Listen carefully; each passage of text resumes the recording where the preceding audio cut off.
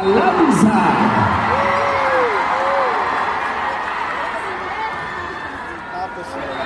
Serve.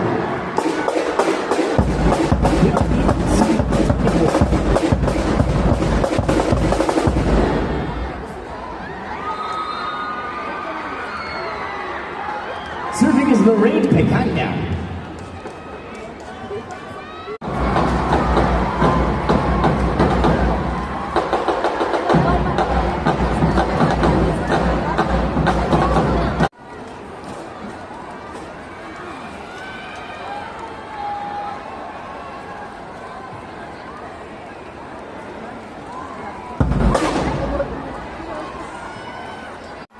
That's right, home. I'm here with Bernadette Ron, Supreme Life Pool Smashers.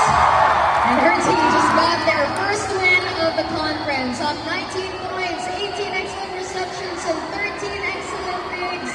Bernadette triple-double tonight after a straight set loss last week against TLDT. Bumawi ang Cream Line today. Tell me, ano yung naging adjustments ng team tonight? Una-una, kami into this game, yung mindset lang talaga yung bawat isa is mag-enjoy.